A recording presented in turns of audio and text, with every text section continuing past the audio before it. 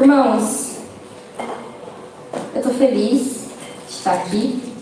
Essa semana foi uma semana intensa, mas graças a Deus todas as coisas cooperam para o bem daqueles que amam a Deus e que foram chamados segundo o propósito dele. É sempre bom estar em casa. Eu não sei você, mas hoje eu estava pensando no top 3 melhores lugares para estar. Você já parou para pensar isso? O primeiro é a presença de Deus. Segundo é na igreja.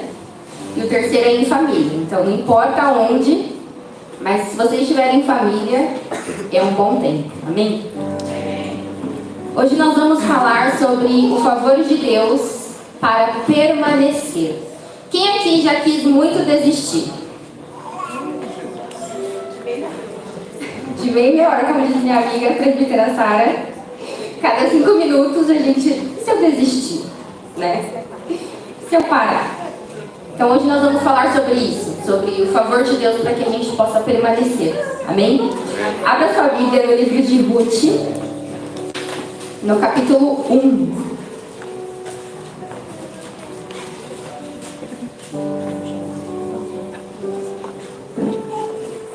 Nós leremos a partir do versículo 14 e até o 17, amém? Uma história bem familiar, história de Ruth.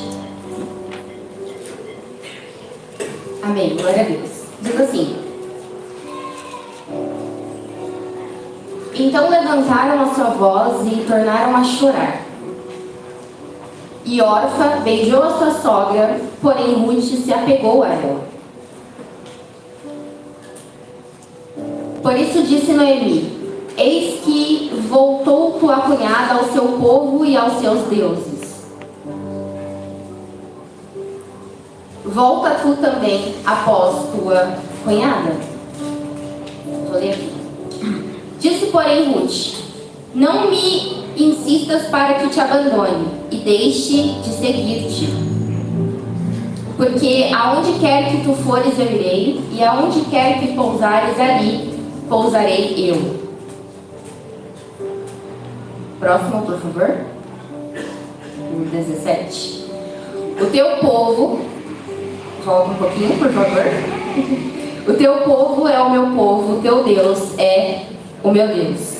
E agora o 17. Onde quer que morreres, morrerei eu, e ali serei sepultado. Amém? Então, a história de Ruth, assim como de Esther, Davi, é muito conhecida, é muito familiar. Mas hoje eu quero te convidar a, junto comigo, fazer algumas análises dessa história, muito significativa. E assim que a gente para fazer essas análises, o Senhor ele já começa a falar conosco e a nos ensinar algumas coisas muito preciosas. Amém? Então, vamos entender primeiro qual que é o contexto, né? O que está acontecendo nessa história, né? Quais são as cenas antes desse episódio? Sabe quando você está assistindo uma série e tem um resumo? Normalmente a gente pula o resumo que a gente quer logo ver o próximo capítulo, né? Mas o resumo te ajuda a lembrar do que aconteceu antes daquela cena que você está assistindo. Então vamos lá. O que acontece? Ruth, ela era casada com Elimeleque. E eles tinham 2 filhos. E eles moravam em Belém de Judá. Belém de Judá se viu num momento de fome. A terra ficou infrutífera. Não estava mais alimentando as pessoas. E aí Elimeleque tem uma ideia genial. Que é o quê? Eu vou pegar minha família e vou embora daqui.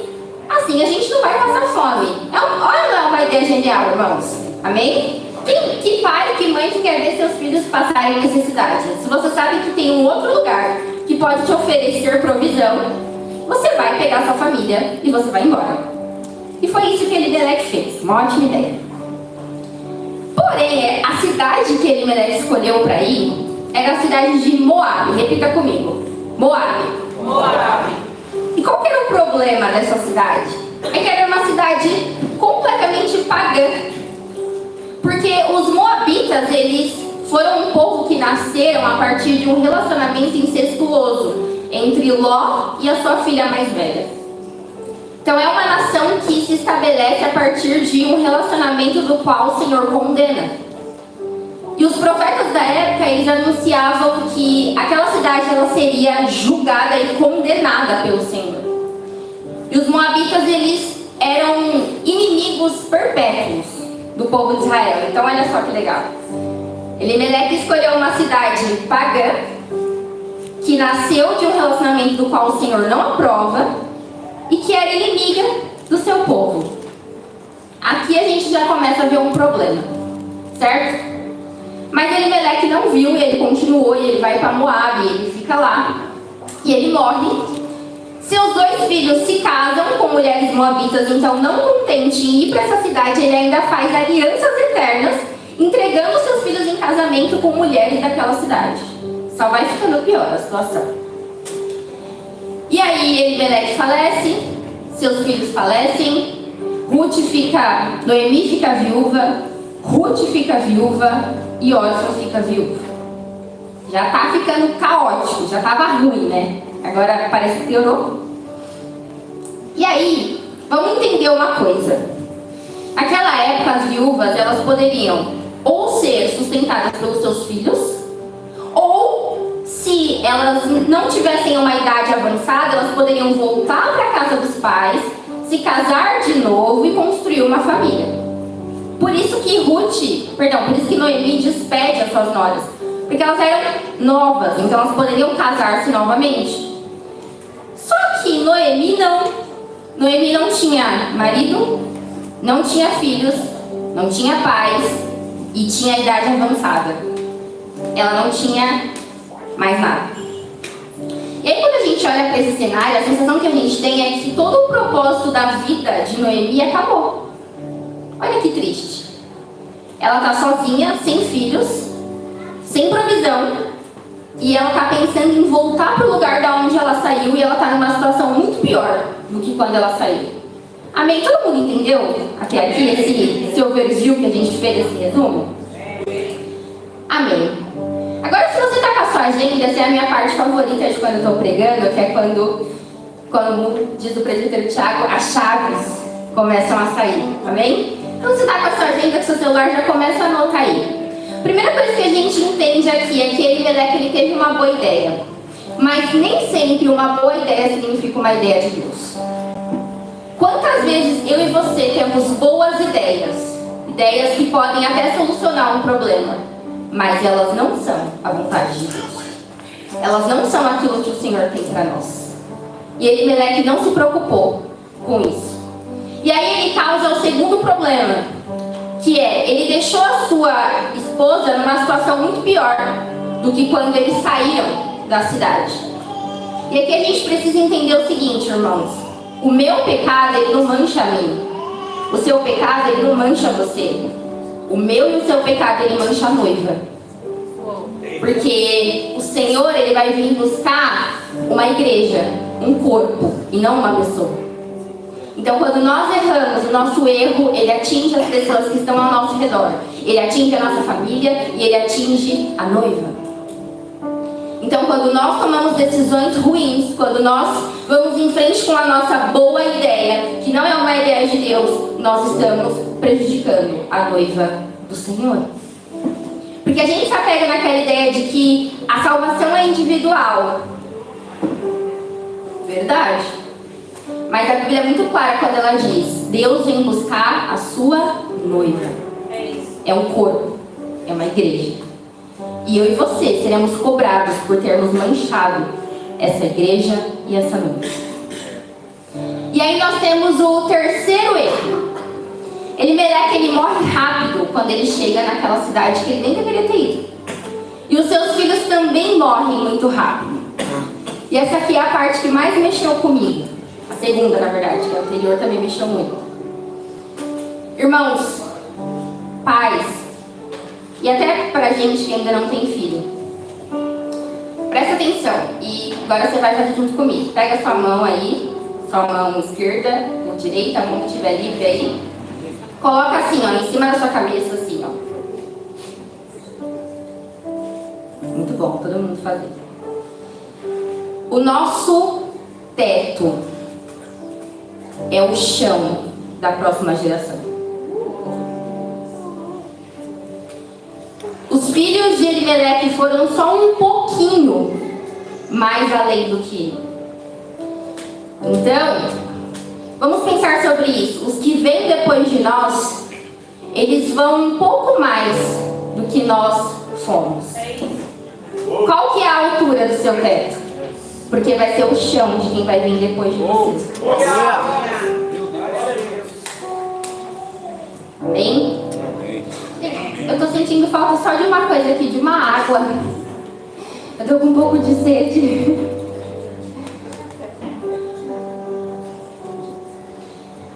E agora, só pra gente terminar de entender esse contexto, depois nós vamos para a parte prática da pregação de hoje. Ruth, ela surge nesse cenário completamente vítima da circunstância, né? Ela aparece do nada, assim, se casa com um dos filhos de Elimeleque. E aí ela fica viúva. Não tinha nada a ver com a situação, mas ela acaba pagando também pela escolha de Elimeleque. E aí, Noemi toma a decisão então de ir embora, de voltar para sua terra, e ela despede Ruth. E Ruth se recusa a ir. Irmãos, vamos pensar. A Bíblia diz que eles ficaram em torno de 10 anos em Moab. Muito obrigada, meu bem. Vou tomar um pouco de água.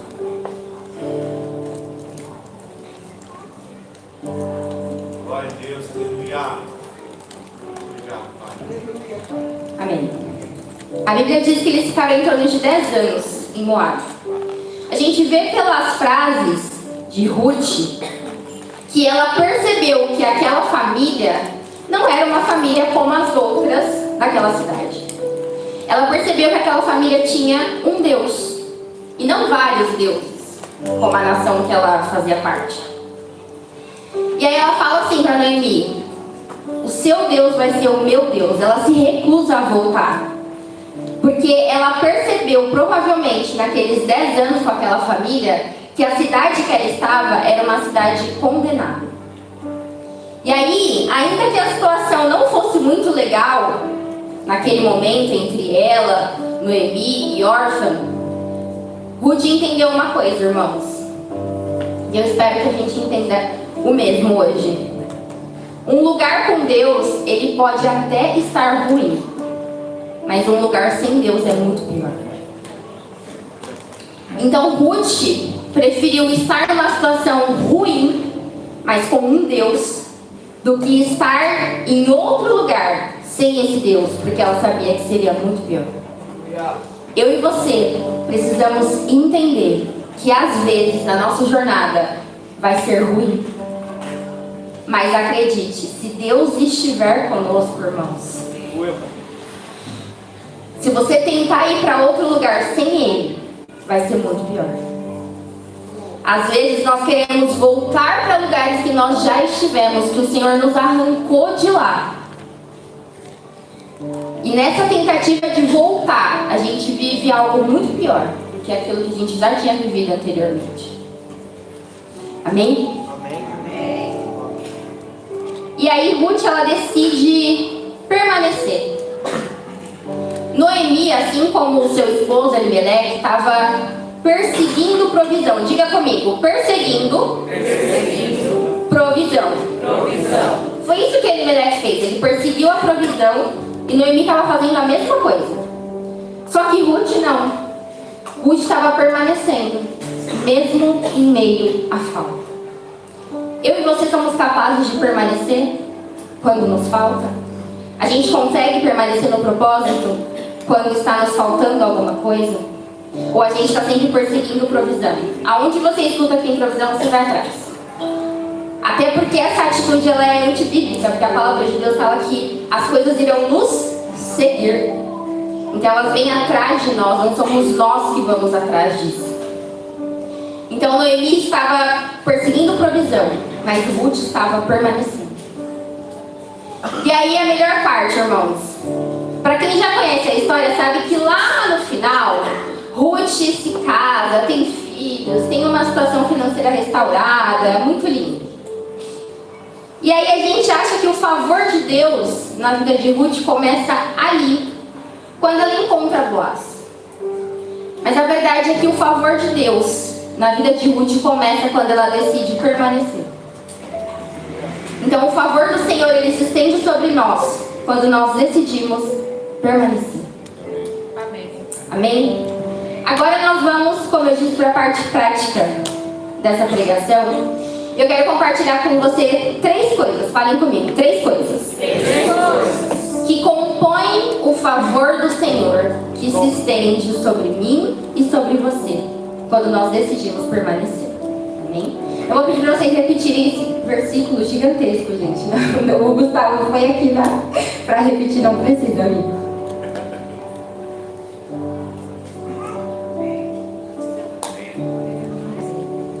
E a primeira delas é o primeiro capítulo. Agora você repete comigo. O primeiro capítulo. Não, de novo, gente. O primeiro capítulo. Quando a gente está lendo uma história, o primeiro capítulo não faz o menor sentido. Ou quando você começa a assistir uma série, o primeiro episódio não faz o menor sentido. Você não entende nada, você não sabe o que está acontecendo ali. Principalmente se for uma série muito complexa. Tem uma série na Netflix que é muito complexa. Tem uma que chama Dark. Alguém já assistiu em algum momento? Eu assisti de tabela aí. Você não entende nada, não faz sentido. Porque o primeiro capítulo ele é uma pequena parcela do todo. Então é óbvio que não vai fazer sentido. Existem muitas dúvidas, muitas perguntas no primeiro capítulo. E aí quando a gente lê o primeiro capítulo dessa história, a gente vê que nada faz sentido. É tudo muito esquisito. É caos atrás de eita, é socorro Deus atrás de me ajuda, Senhor. Porque o primeiro capítulo da história, das histórias da nossa vida, não faz sentido pra gente. Amém? Guarda essa informação. Guarda essa informação. Amém. Agora eu quero compartilhar com vocês algo que aconteceu na mesa com elas. Que, pastora Ana, é uma ideia muito boa de Deus. Na mesa com elas. Cansativa, eu imagino. Estar em tantas mesas, mas muito bom. E a minha mesa foi maravilhosa, assim. Estava com amigas. E foram momentos de muita troca. Quem gostou aqui do Na Mesa com Elas, por favor? Muito bom. Tem que fazer na mesa com eles, pastor. Pra ver se... Coca com eles. Coca com eles. Não sei, tô jogando aí as ideias. Mas na mesa com elas, nós tivemos muitas trocas, muitas reflexões, muitas risadas. Minha mesa foi com a Bianca, então, assim, foi extremamente divertido. E aí a Bianca, ela soltou uma informação totalmente aleatória, né? E eu peguei aquilo e aquilo ficou falando comigo de forma tão latente. E obviamente eu inseri na pregação. Então, estamos nós sentadas na mesa da Bianca. E aí, do nada, gente, absolutamente do nada. Não sei se vocês já viram eu, a Bianca e mais algumas mulheres conversando, mas assim, a gente vai entrando em vários assuntos aqui, ó, abrindo várias caixas diferentes. E a gente não fecha nenhuma, fica tudo aberto as caixas. Aí a Bianca vai e me fala assim: gente, vocês sabem o Monte Everest? Pico do Everest, gente? Aham. Ela, então, é o mais alto, né, do mundo, se não me engano. A gente, não sei, acho que é, Bia. Ela pega e fala: então, esse pico, esse monte é o mais alto do mundo. Só que quando você vê ele de cima, ele fica plano. Ele não parece um monte. Então, quando você vê ele de fora da Terra, ele fica plano. De fora da Terra não existe vales e montanhas. É plano. Aleluia! É isso! E ela compartilhando essa informação assim aleatoriamente. E Deus já, Espírito Santo falando altas coisas. Sim. E aí ela completa, ela termina essa informação aleatória. Ela fala o seguinte: o Monte Everest, o Pico Everest, ele cabe na palma da mão quando você olha de cima e de fora da terra. Eu falei, yes, é isso. Irmãos, quando nós estamos passando por altos e baixos, para Deus é plano. Porque é só a vida acontecendo. Aquilo que pra gente é muito grande, é desesperador, cabe na palma da mão de Deus. Aleluia! E Ele pode pegar, e Ele pode mover, e Ele pode transformar. porque aquilo é pequeno para o nosso Senhor. A Bíblia nos fala lá em Salmos 121, todo mundo conhece, eu imagino, né? Eu estou falando aqui com pessoas que leem a Bíblia, graças a Deus. Amém. E Salmo 121 fala: eleva os meus olhos para os montes, de onde virá o meu socorro. Enfim, um salmo belíssimo. E normalmente a gente fala esse salmo no sentido de esperar socorro do alto, de olhar para o alto. E glória a Deus por isso. É isso mesmo. Mas existe uma outra questão também. A gente só pode olhar para cima, para o alto, quando nós estamos Embaixo. Então, para que você eleve os seus olhos para o alto, você precisa estar embaixo.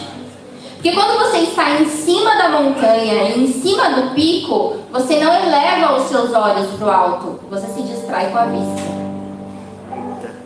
E aí o que o Senhor quer nos ensinar é que, calma, vai chegar o momento em que a gente vai estar em cima da montanha, em cima do pico. Mas se você permanecer hoje, vai fazer com que você não se distraia com a vista. Quando você estiver Quando você estiver lá em cima, você vai agradecer ao Senhor por ter permanecido e ter chegado lá. Então, quando nós permanecemos, irmãos, nós somos capazes de chegar no alto, olhar a vista, não se distrair com ela, mas agradecer ao Senhor. Vamos para a segunda coisa que eu quero compartilhar com vocês, e essa é a minha parte favorita. Quando nós decidimos permanecer e o Senhor estende o seu favor sobre a nossa vida, Ele costuma, nessa jornada, entregar alguns lembretes da sua bondade. Como assim, Natália?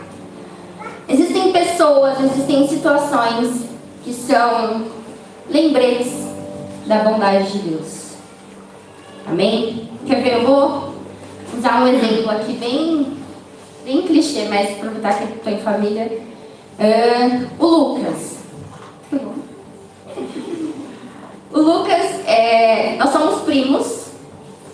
E antes dele casar, obviamente, houveram muitas situações em que ele foi um lembrete da bondade de Deus para comigo e para com a minha irmã, Juliana. Então a gente cresceu ali numa relação de irmandade, de família. E houveram muitos momentos em que o Lucas teve alguma atitude que foi um lembrete da bondade do Senhor. E o Senhor, Ele faz isso para que a gente entenda na nossa caminhada que Ele está nos assistindo. E Ele vai nos lembrando da bondade dEle até que a gente chegue no final dessa jornada e chegue no propósito. Amém? Amém. Então agora eu quero que você se coloque de pé, por favor. Vamos lá. Gente, o único lugar que você fica sentado para mais de 2 horas é cinema. Cinema, teatro. E é uma interação passiva, assim, você só assiste. Aqui não, aqui é a igreja do Senhor, somos um organismo vivo, nós estamos vivos, então nós vamos nos movimentar e nos mexer. Ah, mas eu tô cansada, eu sei, eu já acordei 5 horas da manhã, cheguei 8 horas da noite em casa. E é glória a Deus por isso, e nós estamos aqui, amém? Amém. Então o que vai acontecer agora? Nesse momento, cada um de nós, então, nós estamos em família, como eu disse. Nós vamos até, no mínimo, tá? No mínimo, 3 pessoas. E você vai dizer para essa pessoa se ela foi ou se ela é um lembrete da bondade de Deus na sua vida. Amém. Foi bom ouvir que você é um lembrete da bondade de Deus? Te deu força para você continuar a sua jornada, para você permanecer? Amém? Glória a Deus. É bom ser encorajado. O pessoal está sentando.